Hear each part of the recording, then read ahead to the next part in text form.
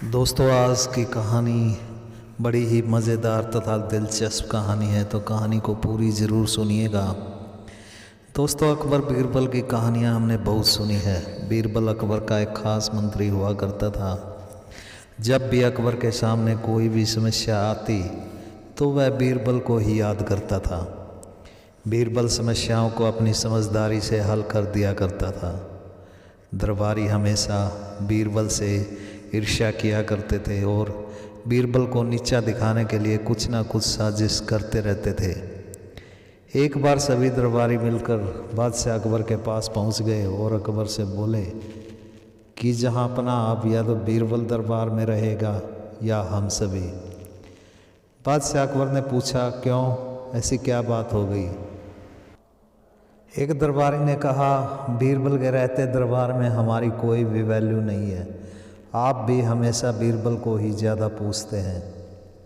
बादशाह ने उत्तर दिया, हाँ, तो इसमें गलत क्या है? बीरबल तुमसे ज़्यादा समझदार है। जो समझदार होगा उसी की तो सलाह ली जाएगी और उसी को तो ज़्यादा पूछा जाएगा। दूसरे दरबारियों ने उत्तर दिया, हुजूर, हम भी कम समझदार नहीं हैं, चाहे तो आप हमें आजमा कर देख लो। अकबर ने जवाब दिया, रहने दो, जाने दो, अपनी समझदारी की परीक्षा लेने की बात कहकर क्यों पंगा मोल ले रहे हो? फिर भी अगर तुम सब ऐसा ही चाहते हो तो मैं तुम्हें एक कहानी सुनाता हूँ और उसके बाद तुमसे मैं एक सवाल करूँगा। जो कोई भी उसका सही जवाब देगा उसको दरबार में बीरबल के समान ही स्थान दिया जाएगा और तथा उसका वेतन भी बीरबल के समान ही कर दिया जाएगा। दरबारियों ने उत्तर दिया, हुजूर, हम तैयार हैं, आप हमें कहानी सुनाइए। अकबर ने कहानी सुनानी शुरू की। दोस्तों, वीडियो को लाइक कर दीजिए, चैनल को सब्सक्राइब ज़रूर कर लीजिए। बादशाह अकबर ने कहानी सुनानी शुरू की। बहुत समय पहले एक राजा हुआ करता था। राजा बड़ा ही दयालु, परोपकारी तथा पराक्रमी था। उसकी एक पुत्री थी जो अब जवान हो चुकी थी। राजकुमारी बहुत ज़्यादा सुंदर थी। उसका रंग रूप दूध के समान था। उसके रूप के आगे स्वर्गलोक की अप्सराओं का रंग रूप भी फीका लगता था। राजा ने उसके लिए योग्य वर तलाशना शुरू कर दिया, लेकिन कोई भी राजकुमारी के अनुरूप राजकुमार नहीं मिला। बहुत सारे राजकुमार तलाश किए गए, लेकिन राजकुमारी के लायक कोई भी नहीं मिला। ऐसे ही 2-3 साल गुजर गए। राजा को अब चिंता होने लगी थी कि राजकुमारी की उम्र बढ़ती जा रही है और उसके लिए कोई राजकुमार नहीं मिल पा रहा। राजा ने कुल पुरोहित से इस बारे में बात की। कुल पुरोहित ने राजकुमारी की जन्म पत्री देखकर राजा को कहा, महाराज, राजकुमारी की जन्म पत्री में राहु तथा केतु विघ्न डाल रहे हैं, जिसको दूर करने के लिए आपको हवन करवाना होगा और 11 ब्राह्मणों को भोजन करवाना होगा। राजा ने उत्तर दिया, यह तो कोई बड़ी बात नहीं, आप मुझे सही समय बता दीजिए इस उपाय को करने के लिए। पुरोहित ने उत्तर दिया, आने वाली पूर्णिमा के दिन आपको कष्ट निवारण यज्ञ करना होगा और 11 ब्राह्मणों को भोजन करवाना होगा। पूर्णिमा के दिन यज्ञ करवाया गया। एक तरफ यज्ञ हो रहा था तो दूसरी तरफ ब्राह्मणों के लिए भोजन पकाया जा रहा था। भोजन में खीर भी बनाई जा रही थी, जिसके लिए चावलों को एक बड़े से पतीले में पकाया जा रहा था। बहुत सारे रसोइये भोजन तैयार करने में लगे हुए थे।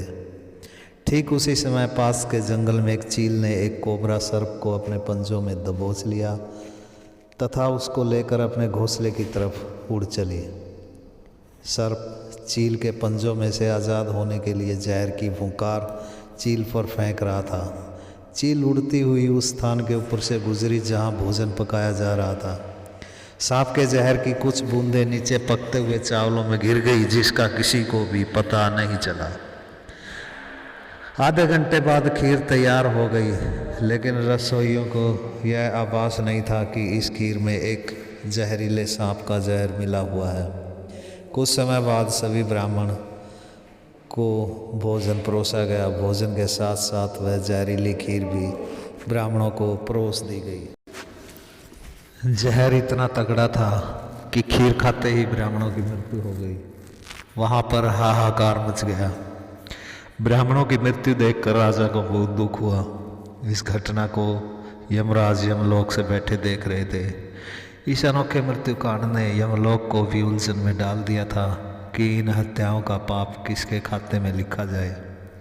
सांप के जिसका यह जहर था, चील के जिसने वह सांप उठा रखा था, राजा के जिसने भोजन करवाया था, रसोइयों के जिसने यह भोजन तैयार किया था, या फिर राजकुमारी के जिसके कारण यह सब हुआ।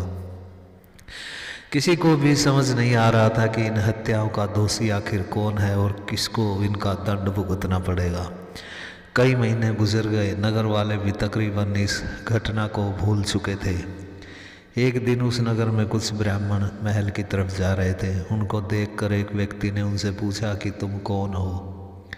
ब्राह्मणों ने जवाब दिया, हम काशी नगरी के ब्राह्मण हैं और इस राज्य के राजा से मिलने जा रहे हैं। सुना है यहाँ का राजा बड़ा ही परोपकारी तथा दयालु है, आप हमें महल जाने का रास्ता बता दीजिए। व्यक्ति ने कहा, देखो रास्ता तो मैं बता देता हूँ, लेकिन वहाँ जाना तुम्हारे लिए ठीक नहीं है।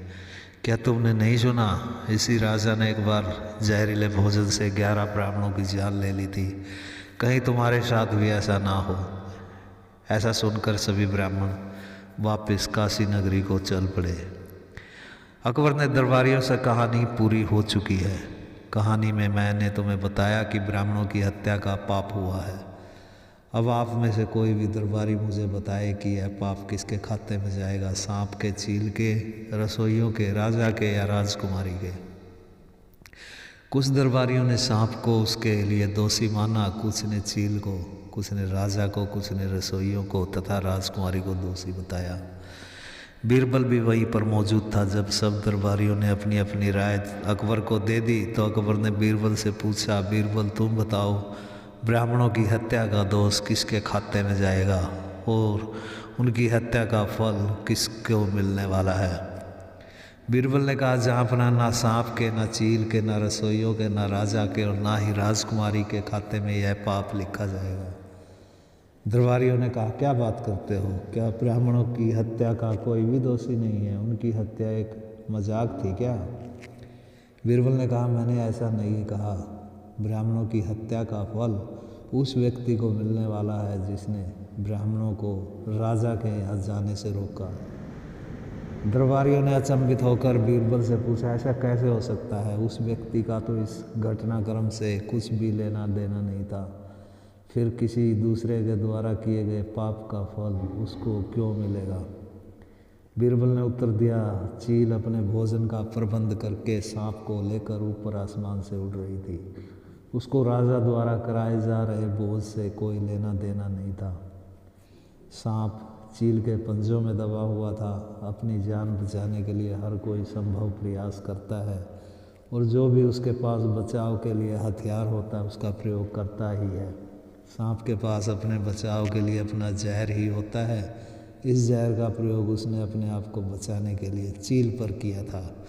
उसको भी अंदाज़ा नहीं था कि उसका यह जहर खीर में जाकर मिल जाएगा, इसलिए उसको भी दोषी नहीं ठहराया जा सकता, क्योंकि उसने जहर का प्रयोग ब्राह्मणों की जान लेने के लिए नहीं किया था, भले ही यह उसका अपना जहर था जिससे उन ब्राह्मणों की मृत्यु हुई थी।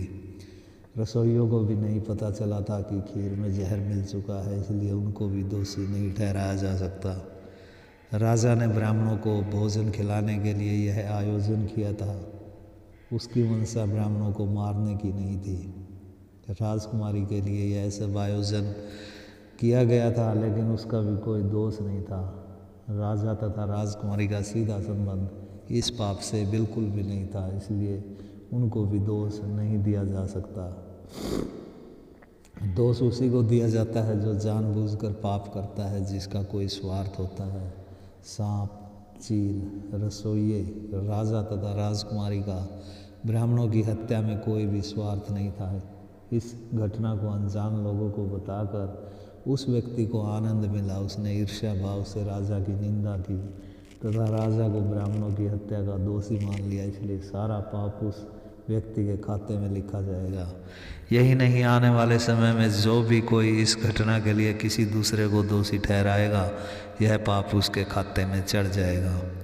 अकबर ने कहा, बीरबल तुम बिल्कुल सही कह रहे हो। निंदा करना बड़ा पापपूर्ण कार्य है, इसलिए हमें किसी की निंदा से बचना चाहिए। इसके बाद अकबर ने दरबारियों से कहा, अब तो तुम्हें अपनी समझदारी मालूम हो गई होगी। तुम कभी भी बीरबल की बराबरी नहीं कर सकते, इसलिए बीरबल की निंदा करना छोड़ दो और अपने काम पर ध्यान दो।